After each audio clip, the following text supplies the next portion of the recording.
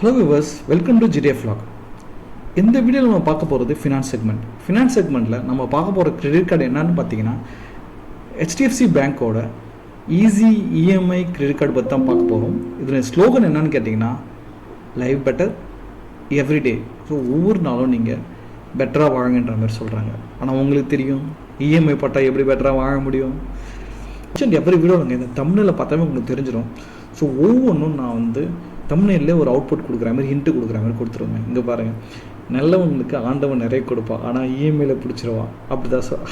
ஆனால் அதாவது காசு இல்லாதானே இஎம்ஐயை போடுறோம். ஆனால் இந்த நல்லா இருந்தது அதனால் வச்சுருந்தேன். ஸோ இங்கே பாருங்கள், நிறைய பேர் EMI mean easy monthly installment நினச்சிட்ருக்காங்க. But this full form quarter monthly installment. So இதுதான் ஒரிஜினல் ஃபுல் ஃபார்ம். ஸோ இந்த பாருங்கள், இந்த இமோஜி எதுக்கு போட்டிருக்குன்னா, ஸோ நிறைய பேர் இஎம்ஐ கட்டுறப்ப கண்ணுக்கு தெரியாமல் போயிடும் அப்படின்வாங்க. அதனால் இது போட்டிருக்கேன். நெக்ஸ்ட்டு பார்த்தீங்கன்னா கண்ணில் ரத்தம் வருது பாருங்கள். ஏன்னு கேட்டிங்கன்னா கட்டி முடிச்சுட்டு வட்டியை பார்த்தீங்கன்னா நம்மளுக்கு ரத்த கண்ணீர் தான் வரும். ஸோ இதுதான் இதனுடைய மேலோட்டமான திங். ஸோ இந்த கார்டு கம்ப்ளீட்டாக ரிவ்யூவாக நம்ம அவங்களுடைய வெப்சைட்லேயே போயிட்டு ஃபுல்லாக பார்க்கலாங்க. ஹலோ கைஸ், இதுதான் அவங்களுடைய வெப்சைட். ஸோ அந்த வெப்சைட்டில் என்ன கொடுத்துருக்கான்னு பாருங்கள். EasyEMI card for all big purchase. பெரிய பர்ச்சேஸ் பண்ணிங்கன்னா உங்களுக்கு ஈஸியாக இஎம்ஐ கன்வெர்ட் பண்ணிக்கலான்ற மாதிரி இந்த கார்டில் மென்ஷன் பண்ணியிருக்காங்க. ஸோ இந்த கார்டு பார்த்தீங்கன்னா என்ன டைப்னா கேஷ்பேக் டைப். அதாவது நிறைய டைப் இருக்குல்ல, பிஸ்னஸ், ட்ராவல். ஸோ அதில் அது கேஷ்பேக் டைப்.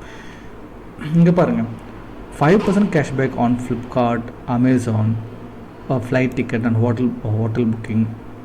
ஸோ குவைட் குட்டாக தெரியுதுல்ல. ஆனால் இங்கே பிரச்சனை என்னன்னு கேட்டிங்கன்னா ஷாப்பிங் வயா PayZapp,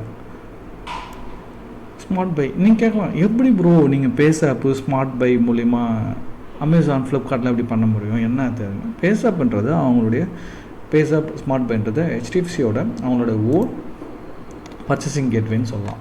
ஸோ இதுதான் அவங்களுடைய அதாவது ஸ்மார்ட் பையோட இந்த வெப்சைட். ஸோ இங்கே போயிட்டு நீங்கள் ஷாப் பண்ணுறப்ப இங்கே கிளிக் பண்ணிங்கன்னா இங்கே பாருங்கள், இங்கே கிளியராக கொடுத்துருக்காங்க பாருங்கள். ஸோ ஃப்ளிப்கார்ட், அமேசான் எல்லாமே இருக்குங்க. ஸோ இங்கே ஷாப் கொடுத்துட்டு ஃப்ளிப்கார்ட்டை கிளிக் பண்ணிங்கன்னா ரீடைரக்ட் ஆகி அவங்களுடைய சைட்டுக்கே போகும்.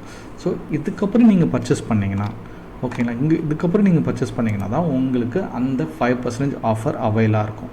ஸோ அந்த மாதிரி தான் PayZappன்றது ஒரு ஆப்பே இருக்குது, சரிங்களா? அந்த PayZapp ஆப்பை மொபைலில் இன்ஸ்டால் பண்ணிக்கிட்டு ஸோ அது மூலிமா நீங்கள் போய்ட்டு பேமெண்ட் பண்ணிங்கன்னா அங்கே போய்ட்டு ஃப்ளிப்கார்ட், அமேசான் இருக்கும், அதில் கிளிக் பண்ணி போனீங்கன்னா உங்களுக்கு இந்த ஆஃபரை அவைல் பண்ணிக்கலாம். ஸோ அதாவது நீங்கள் மூக்கு தொடுறதுக்கு தலையை சுற்றி மூக்கு தொடணும். ஸோ அப்போ தான் உங்களுக்கு இதில் கேஷ்பேக் கிடைக்கும். அதுவும் பார்த்தீங்கன்னா மினிமம் டிரான்சாக்ஷன் 2000 ரூபா. ஸோ அதை நீங்கள் கவனிக்க வேண்டிய விஷயம். அப்புறம் பார்த்தீங்கன்னா ஃபஸ்ட்டு 6 மாதத்துக்கு தாங்க 1000 ரூபாய் கேஷ்பேக் கொடுக்குறாங்க. அதுக்கப்புறம் ஒன்லி 750 ருபீஸ். ஸோ இது நீங்கள் கேர்ஃபுல்லாக நீங்கள் பார்த்துட்டு இந்த கார்டை வாங்கணும். ஸோ நீங்கள் பல்க் பர்ச்சேஸ்க்காக அந்த கார்டு ரெக்கமெண்டட், சின்ன பர்ச்சேஸ்க்கு இந்த கார்டு ரெக்கமெண்ட்னு சொல்ல முடியாது. அப்புறம் பார்த்தீங்கன்னா 2.5% கேஷ்பேக் ஆன் ஆல் ஆன்லைன் ஸ்பெண்டிங்னு சொல்கிறாங்க. அதுவும் பார்த்தீங்கன்னா எல்லாமே நீங்கள் மினிமம் 2000 பர்ச்சேஸ் பண்ணால் தான் உங்களுக்கு கேஷ்பேக் வருதுங்க. அதுவும் பாருங்கள், மேக்ஸிமம் கேப் சைஸ் நீங்கள் என்ன தான் 2000 பர்ச்சேஸ் பண்ணாலும் 750 ரூபாய்க்கு மேலே கிடைக்காதுங்க. அப்புறம் பார்த்திங்கன்னா எல்லா ஆஃப்லைன் ஸ்பெண்டுக்குமே உங்களுக்கு 1% கேஷ்பேக் கொடுக்குறான்னு சொல்கிறாங்க. ஸோ இது மட்டும் தாங்க மினிமம் டிரான்சாக்ஷன் மாதிரி 100 ரூபா. ஸோ பல்க் பர்ச்சேஸ்க்கு மட்டும் கொடுத்தீங்கன்னா அப்புறம் என்னங்க நீங்கள் கார்டு. நான் கூட ஃபஸ்ட்டு சர்ப்ரைஸ் ஆன 5% கேஷ்பேக்கை நான் அமேசான், ஃப்ளிப்கார்ட்னு சொன்னதுக்கப்புறம். ஸோ இன்னொரு விஷயம் பாருங்கள், ஆல் டிரான்சாக்ஷன் நீங்கள் 10,000 ரூபாய்க்கு மேலே பண்ணிங்கன்னா உங்களுக்கு ஆட்டோமேட்டிக்காக 9 மாதம் இஎம்ஐயாக கன்வெர்ட் ஆகிடும். ஆனால் அதில் என்ன விஷயம்னா நீங்கள் இங்கே டீசெண்டாக கொடுக்குறாங்க. ப்ராசஸிங் ஃபீஸ் 99, அப்புறம் ப்ளஸ் ஜிஎஸ்டி, அப்புறம் ரேட் ஆஃப் இன்ட்ரெஸ்ட் 1.67. ஸோ மற்ற இடத்துல கம்பேர் பண்ணும்போது குவைட் ஃபைன். அதுக்கு தான் இந்த இஎம்ஐ கார்டுன்னு கொடுத்துருக்காங்க. ஸோ வெளியிலாம் போனீங்கன்னா ஜென்ரலாக ஒரு 2 பைசா 3 பைசான்னு சொல்லுவாங்க, வட்டி சொல்லுவாங்கள்ல. இவன் பரவாயில்லைங்க. ஸோ 2 பைசா கம்மியாக கொடுக்குறான், அதாவது 1.25 பைசா, அதாவது அதுக்கு கொஞ்சம் கம்மி தான். அதுக்கப்புறம் நீங்கள் என்ன பண்ணுவீங்க, இதை வச்சு கோல்டு வாங்கலாம், கோல்டு வாங்கி இஎம்ஐ கன்வெர்ட் பண்ணிக்கலாம் அப்படின்னு நினச்சிங்கன்னா அது நடக்காதுங்க.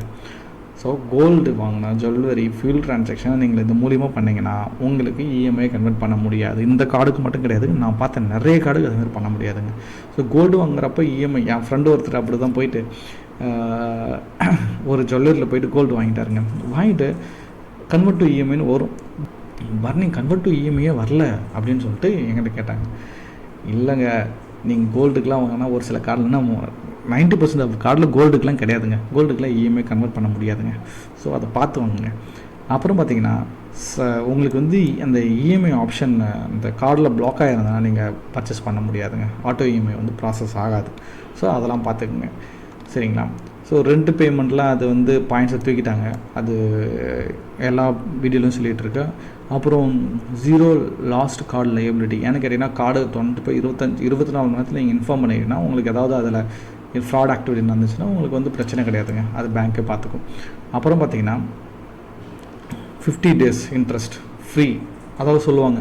ஸோ மோஸ்ட்லி நான் பார்த்த வரைக்கும் நீங்கள் மாற்றிக்கலாம். அந்த ஹெச்டிஎஃப்சியோட அந்த பில் ஜென்ரேட் டேட் மோஸ்ட்லி 10ஆம் தேதி தாங்க ஒரு நிறைய இடத்துல பார்த்தேன், 10ஆம் தேதி தாங்க ஒரு பில் ஜென்ரேட் டேட்.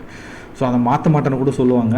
ஸோ நான் அடம் பிடிச்சி அதுக்கப்புறம் மாற்றினேன். ஏன்னா ரொம்ப நாளாக கிரெடிட் கார்டு யூஸ் பண்ணிட்டுனா, நீங்கள் மாற்றுறீங்களா நான் கிரெடிட் கார்டு மாற்றிக்கிடுமா அப்படின்னு. அதுக்கப்புறம் ரிலேஷன்ஷிப் மேனேஜர் வந்து பில்லிங் டேட் மாற்றி கொடுத்துட்டாருங்க. ஏன்டா அந்த 10ஆம் தேதி ஜென்ரேட் ஆனால் கரெக்டாக 30ஆம் தேதி கட்டுற மாரி வரும் காசு. ஸோ யாரெல்லாம் மாதம் கடைசி 30ஆம் தேதி சேலரி வருதோ அவங்க தான் ஈஸியாக வந்து கட்ட முடியும். ஸோ என்னை பொறுத்த வரைக்கும் மோஸ்ட்லி பில்லு ஜென்ரேட் 13-14 வச்சிங்கன்னா கரெக்டாக நீங்கள் 1ஆம் தேதி பில்லு ஜென்ரேட் ஆகிற மாரி வரும். 1ஆம் தேதி வந்து நீங்கள் இஎம்ஐ கட்டுற மாரி வரும். ஸோ அது ரெக்கமெண்டேஷன். நல்ல சின்ன ஐடியா, அது வேறு ஒன்றும் கிடையாது. இப்போ வந்து 10ஆம் தேதி பில்லு ஜென்ரேட் ஆகுதுன்னு வச்சுங்க, சரிங்களா? நீங்கள் 10ஆம் தேதிக்கு முன்னே என்ன வாங்கினாலும் சரி, 11ஆம் தேதியிலேருந்து உங்களுக்கு 15 days தான் டைம் கிடைக்கும், ஓகேங்க, பில்லு கட்டுறதுக்கு. இதே நீங்கள் பில்லு ஜென்ரேட்டுக்கு அப்புறம் 11ஆம் தேதி பண்ணிங்கன்னா, அதாவது எதனா பேமெண்ட்டோ இல்லை ஸ்பெண்டோ பண்ணிங்கன்னா அதுக்கப்புறம் உங்களுக்கு 50 days டைம் கிடைக்குங்க. 11ஆம் தேதி வாங்கினா 50 days, 12ஆம் தேதி வாங்கினீங்கன்னா 49 days அப்படி வரும். நீங்கள் உங்ககிட்ட காசு இல்லை, இந்த மாதம் என்னால் கட்ட முடியாது அப்படின்னா தயவுசெய்து வந்து அந்த பில்லு ஜென்ரேட் ஆகிறதுக்கு முன்னாடி 5 நாளோ 10 நாளைக்கு முன்னாடி கார்டை யூஸ் பண்ணாதீங்க. பில்லு ஜென்ரேட் ஆனதுக்கப்புறம் யூஸ் பண்ணால் தான் உங்களுக்கு 50 days டைம் கிடைக்கும். ஸோ அதுதான் கிளியராக சொல்லுவாங்க, சரிங்களா? கிளியராக நான் சொல்கிறேன், இதில் சொல்லியிருக்க மாட்டாங்க. ஸோ அப்புறம் பார்த்தீங்கன்னா ஃபியூல் சர்சார்ஜ். நான் எப்பயும் சொல்கிற மாதிரி தான், ஃபியூலுக்குன்னு தனி கார்டு இருக்குது, அந்த கார்டை வாங்கிக்கிங்க. அது டிஸ்கிரிப்ஷனில் கொடுக்குறேன். அந்த நிறைய வீடியோஸ் போட்டிருக்கேன். அதாவது மார்க்கெட்டில் ஃபியூல் கார்டு கொஞ்சம் இருக்குது, அந்த ஃபியூல் கார்டில் ஒரு 4-5 கார்டு சூஸ் பண்ணி நான் வீடியோ போட்டிருக்கேன். இன்னும் மற்ற கார்டை நான் ரிவ்யூ பண்ணுறேன், கொஞ்சம் டைம் கொடுங்க. ஸோ கீழே அந்த 5 கார்டு 6 கார்டு ரிவ்யூ கீழே டிஸ்கிரிப்ஷனில் கொடுத்துருக்கேன். நீங்கள் போய்ட்டு ஃபியூலுக்காக நான் வேணும், நான் டாக்ஸி ஓட்டுறேன், எனக்கு இந்த கார்டு நல்லாயிருக்கும், நான் அடிக்கடிக்கு பெட்ரோல் போட்டோன்னா அந்த கார்டு தாராளமாக போகலாங்க, சரிங்களா? ஸோ இந்த கார்டில் மட்டும் நீங்கள் வந்து பெட்ரோல் போடாதீங்க, எந்த கிரெடிட் கார்டிலும் பெட்ரோல் போடாதீங்க. பெட்ரோலுக்குன்னு இருக்கிற கார்டில் பெட்ரோல் போடுங்க, சரிங்களா? ஃபியூல் கார்டில் மட்டும் பெட்ரோல் போடுங்க. இதில் பார்த்தீங்கன்னா மினிமமாக 400 ரூபாய்க்கு மேலே பண்ணால் மட்டும் தான் உங்களுக்கு வந்து இது கொடுப்பாங்க, சர்சார்ஜ். நீ எதுக்கு நான் கார்டில் பேமெண்ட் பண்ணி நான் எதுக்கு உங்களுக்கு சர்சார்ஜ் கொடுக்கணும்? ஃபியூல் கார்டாக இருந்தால் பரவாயில்ல. ஸோ அதனால் நான் வந்து ரெக்கமெண்டே பண்ணிக்க மாட்டேன். ஸோ லான்ச் ஆஃபர்னு கொடுத்துக்குறாங்க. என்னென்னு பார்த்தீங்கன்னா 1000 ரூபா கிஃப்ட் வச்சு கொடுக்குறாங்க மொதல் வருஷத்துக்கு மட்டும்தான். ஒரு கேலண்டர் ஒரு குவார்ட்டருக்கும், ஓகேங்களா, குவார்ட்டருக்கும் நீங்கள் வந்து அதை ஒரு ஃபினான்ஷியல் குவார்ட்டர் சொல்கிறாங்க. அப்போ நீங்கள் 1 லட்ச ரூபா ஸ்பெண்ட் பண்ணியிருந்தீங்கன்னா உங்களுக்கு 1000 ரூபா வச்சுருப்பாங்க, சரிங்களா? ஓகேங்களா? ஸோ அதுவும் ஃபஸ்ட் இயர் மட்டும் தான், அதுக்கப்புறம் கிடையாது. அதுக்கப்புறம் வெல்கம் பெனிஃபிட் பார்த்தீங்கன்னா 500 பாயிண்ட்ஸ் கொடுக்குறாங்க, சரிங்களா? அப்புறம் பார்த்தீங்கன்னா மைல்ஸ்டோன் பெனிஃபிட்னா, நீங்கள் கார்டு வாங்கின ஃபஸ்ட்டு வந்து 90 டேஸில் நீங்கள் 20,000 ரூபாய் ஸ்பெண்ட் பண்ணிங்கன்னா ஃபஸ்ட் இயர் மெம்பர்ஷிப் ஃப்ரீங்க, உங்களுக்கு காசு தேவையில்லை. ஸோ அடுத்த வருஷம் காசான்னு கேட்டிங்கன்னா ரெனிவல் ஆஃபர் பாருங்க. நீங்கள் வருஷத்துக்கு 50,000 ஸ்பெண்ட் பண்ணிட்டீங்கன்னா உங்களுக்கு அந்த வருஷம் கட்டுற ஃபீஸும் ஃப்ரீங்க, பிரச்சனை கிடையாது. 50,000 ரூபாய் இப்போதி சுச்சுவேஷன் ஈஸியாக ஸ்பெண்ட் பண்ணிடலாம்ல, ஒன்றும் பிரச்சனை கிடையாது. அதனால் உங்களுக்கு மோஸ்ட்லி மெம்பர்ஷிப் ஃப்ரீயாக தான் வரும். ஸோ அப்புறம் கான்டாக்ட்லெஸ் பேமெண்ட்ஸ்லாம் இதான் நார்மல். ஸோ அப்படியே டேப் பண்ணி பேமெண்ட் பண்ணிக்கலாம். இதுதான் முக்கியமான தருணம். ரிவார்ட் பாயிண்ட், கேஷ்பேக் ரெடிம்ஷன் எப்படின்னு பார்க்குறது. ஸோ கேஷ்பேக்கை வந்து பார்த்திங்கன்னா is also known as cash points. So ஒரு கேஷ் பாயிண்ட் ஈக்குவல் 1 ரூபி. நீங்கள் இதை எப்படி ரிடீம் பண்ணுறதுன்னு கேட்டிங்கன்னா, இந்த HDFC பேங்க் சைட்டில் லாக் பண்ணி கார்ட்ஸ்குள்ளே போனீங்கன்னா அங்கே ரிவார்டு ரிடம்ஷன் பண்ணிங்கன்னா காசாகவே உங்கள் ஸ்டேட்மெண்ட்டுக்கு டேலி ஆகிடும். இப்போ சப்போஸ் நீங்கள் வந்து 10,000 ரூபா உங்களுக்கு பில்லு வருதுன்னு வச்சுக்கோங்க, பாயிண்ட் ஒரு 1000 மினிமம் பாயிண்ட் வந்து 2,500ங்க. 2,500 இருந்தால் தான் உங்களுக்கு ரெடீமே பண்ண முடியும். ஸோ 2,500 ரூபா ரெடீம் பண்ணுறீங்கன்னா அந்த 2,500 ரூபா வந்து இதில் மைனஸ் ஆகி உங்களுக்கு 7,500 ரூபா நீங்கள் கட்டுற மாரி வருங்க, அவ்வளோதாங்க. ஸோ நீங்கள் வாங்கின காசை நீங்கள் ஸ்பெண்ட் பண்ணதை பாயிண்ட்ஸை காசாகவே கன்வெர்ட் பண்ணிக்கலாம், சரிங்களா? அப்புறம் இந்த பாயிண்ட்ஸ் வச்சு நீங்கள் வந்து ஹோட்டலு ஃப்ளைட் டிக்கெட் எல்லாமே புக் பண்ணலாங்க. ஆனால் பிரச்சனை என்னன்னு கேட்டிங்கன்னா ஒரு கேஷ் பாயிண்ட் வந்து 30 பைசா தான். ஸோ அதனால் not recommended to go with redemption to book flight ticket ஹோட்டல்லாம் நான் வந்து ரெக்கமெண்ட் பண்ண மாட்டேன்.